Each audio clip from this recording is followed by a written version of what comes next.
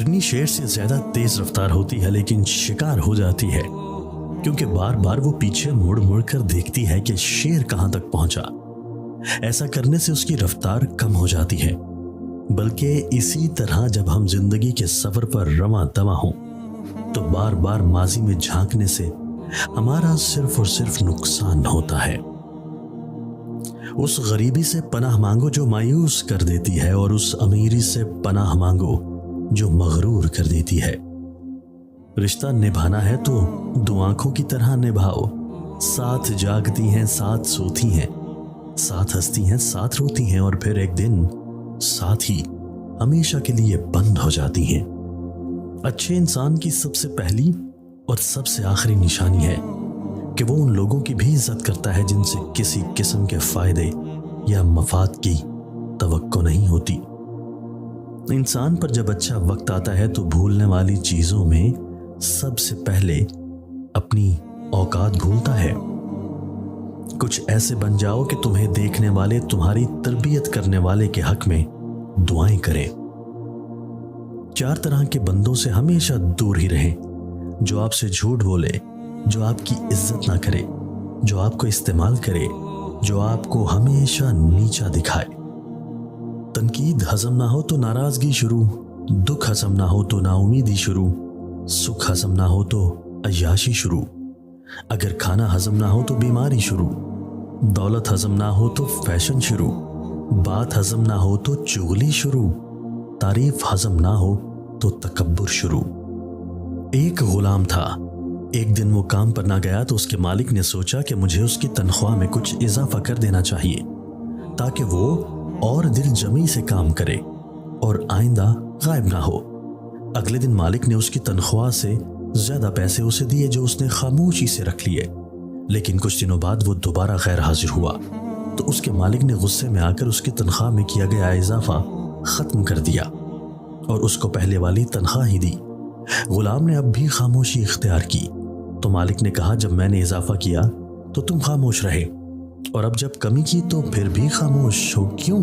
تب غلام نے جواب دیا، جب میں پہلے دن غیر حاضر تھا تو اس کی وجہ بچے کی پیدائش تھی، اور آپ کی طرف سے تنخواہ میں اضافے کو میں نے وہ رزق خیال کیا جو وہ اپنے ساتھ لے کر آیا، اور جب میں دوسری مرتبہ غیر حاضر تھا تو اس کی وجہ میری ماں کی وفات تھی، اور آپ کی طرف سے تنخواہ میں کمی کو میں نے وہ رزق خیال کیا جو وہ اپنے ساتھ واپس لے گئی۔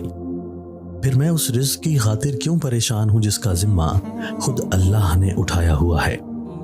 موبائل وائبریشن پر بھی ہو تو آواز آ جاتی ہے، لیکن آذان کی آواز اسپیکر کے باوجود سنائی نہیں دیتی۔ دنیا میں 2 طرح کے درد ہیں، ایک وہ درد جو آپ کو تکلیف دے اور دوسرا وہ جو آپ کو بدل دے۔ انسان کو اس کے حالات نہیں خیالات پریشان کرتے ہیں۔ حالات تو وقت کے ساتھ بدلتے رہتے ہیں، لیکن خیالات کو بدلنا آسان نہیں ہوتا۔ زبان سے معاف کرنے میں دیر نہیں لگتی، مگر دل سے معاف کرنے میں عمریں بیت جاتی ہیں۔ ذرا سوچ سمجھ کر زبان کا استعمال کیا کریں۔ دل کی عدالت سے ہر کوئی اتنی جلدی باعزت بری نہیں ہوتا۔ سچ جتنی دیر میں جوتے پہنتا ہے، جھوٹ اتنی دیر میں آدھی دنیا گھوم آتا ہے۔ ہمیں جس سبق کو پڑھنے کی سب سے زیادہ ضرورت ہے وہ انسانیت کا سبق ہے۔ کبھی بھی کسی انسان کی طرف سے اپنی ناقدری پر نہ کڑنا، کیونکہ قدر و قیمت کا تعین ہمیشہ وقت کرتا ہے اور درجات اوپر متعین ہوتے ہیں۔ اگر انسانی رویوں میں الجھو گے تو زندگی بھر الجھ کر رہ جاؤ گے۔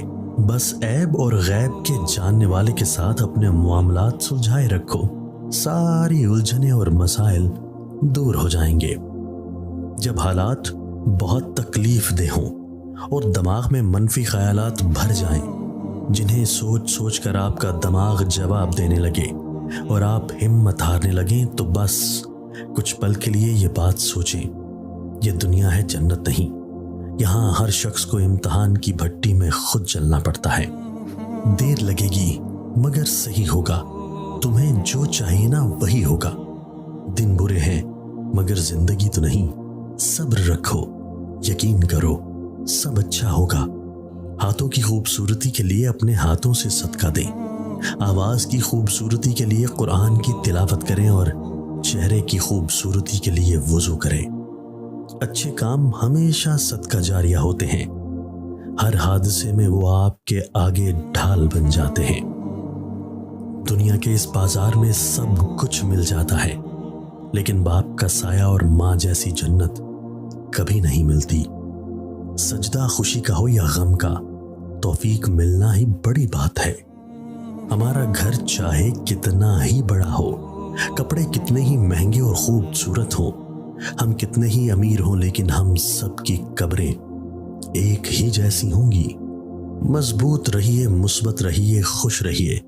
اپنے حاسدین کو اسی غم میں مبتلا رہنے دیجیے کہ آپ ابھی تک مسکرا کیسے رہے ہیں۔ جب باپ غصہ کرے تو خاموش رہو، کیونکہ باپ دنیا کا وہ خالص اور سچا رشتہ ہے جو آپ کی خوشیوں اور آسائشوں کے لیے اپنی پوری جوانی لٹا دیتا ہے۔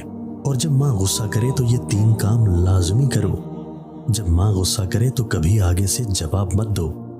اگر تم بڑے ہو گھر میں تو تم اگر اپنی ماں کا غصہ برداشت کر جاتے ہو تو گھر کے باقی رشتے بھی تمہیں دیکھ کر اسی راستے پر چلیں گے۔ اگر ماں غصہ کر رہی ہے تو غور سے ماں کے چہرے کی طرف دیکھو اور سمجھنے کی کوشش کرو کہ اتنے نرم دل والی ماں اتنا غصہ کیوں کرنے لگی ہے۔ کہیں تم نے اسے کوئی تکلیف تو نہیں پہنچا دی؟ تمہاری کسی بات نے اس کا دل تو نہیں توڑ دیا؟ اور اگر ایسا ہے تو سمجھو تمہارا اللہ پاک بھی تم سے خفا ہے، اس لیے دیر مت کرو، ماں کو راضی کر لو۔ کہتے ہیں غصہ آدھا بڑھاپا ہے، انہیں اور زیادہ بوڑھا مت ہونے دو۔ تمہیں بڑا کرتے کرتے پہلے ہی وہ بہت بوڑھی ہو چکی ہیں۔ زندگی کے سفر میں، گردشوں کی دھوپ میں جب کوئی سایہ نہیں ملتا تو یاد آتی ہے ماں۔ ساری رات سوتے ہوئے میں نے جنت کی سیر کی، صبح جو آنکھ کھلی تو دیکھا سر ماں کے قدموں میں تھا۔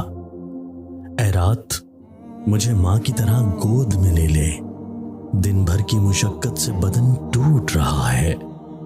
جس کے دل میں ماں کے لیے محبت ہے وہ زندگی کے کسی موڑ پر شکست نہیں کھا سکتا۔